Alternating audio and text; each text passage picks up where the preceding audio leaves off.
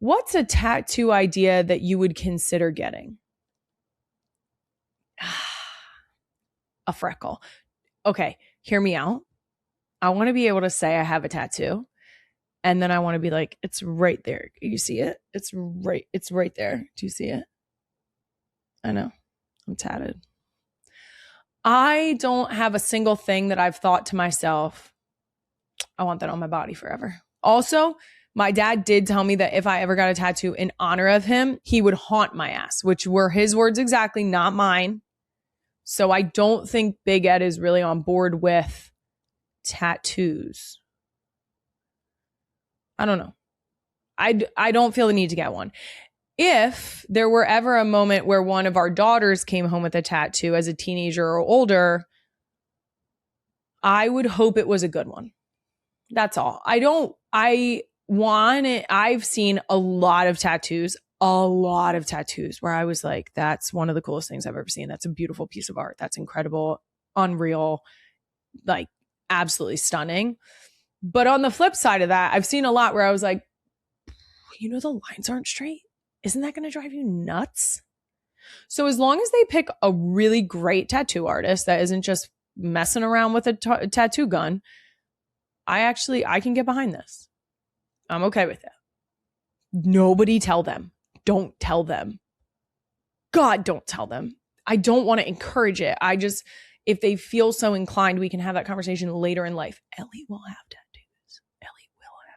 I know that for a fact. Don't tell her I told you.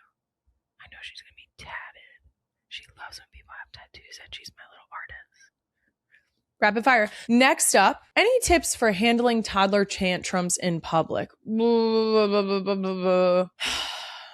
Yeah, I do have tips for handling toddler tantrums in public. I think that you should handle a toddler tantrum in public without the fear of embarrassment or humiliation because of the crash out.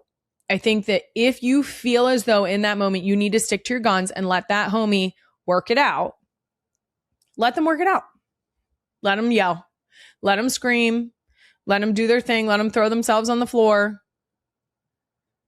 I mean, they're only looking silly themselves, or stand them up and give them like firm words to their, like, get down to their level and give them firm words. What you're doing right now is unacceptable behavior.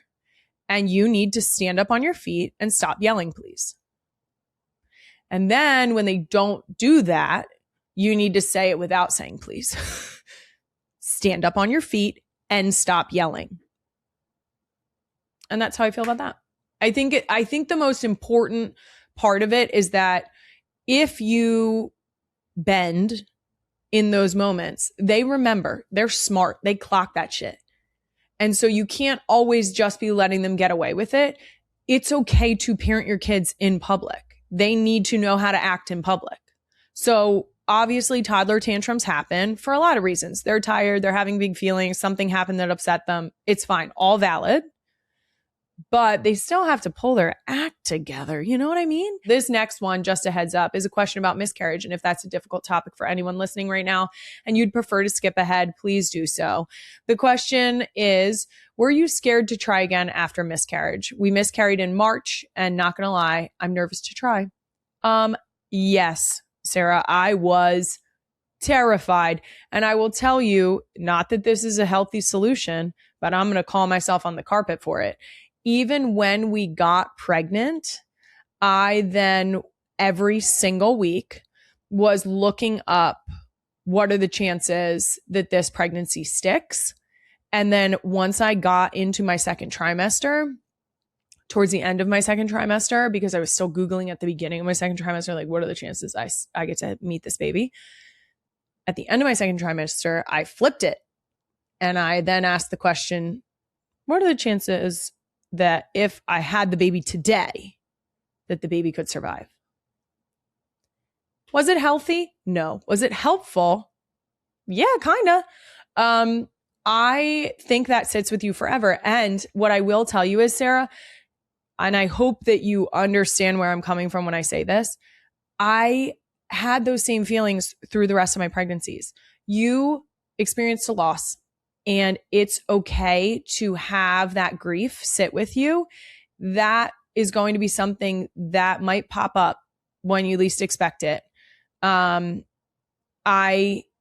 I know that for me, there's certain dates where I'll be like, oh, you were supposed to be here that day. But if I had not tried again, I would not have Wyatt. So I think that sometimes you have to go at the hard thing and try again. I wish you all the luck in the world. I'm sending you all of the baby magic and baby dust. And I am so sorry that you had to experience that, but you are not alone. And I firmly believe that you can get through it. And last question here is one I'm getting a lot in my DMs lately. Will you be supporting teacher wish lists again? Yes, we are. We're going to run it back for back to school this year. And I'd like to put my call to action out to the Real One teachers out there because we want to help as many of you as we can. So for the second year in a row, we're asking all the teachers to please send in a quick video telling us about you and your class and tag at NGL with Kylie. And please send us a link to your list at NGL with Kylie. Don't send it to my Instagram, please, because it gets lost in there in the depths of my DMs. I never know how many lists we're going to fulfill, but it's kind of funsies. Teachers, you guys are amazing. And I appreciate all the work that you do. And I want you to feel that appreciation. So send us your wish lists and tag us in a video.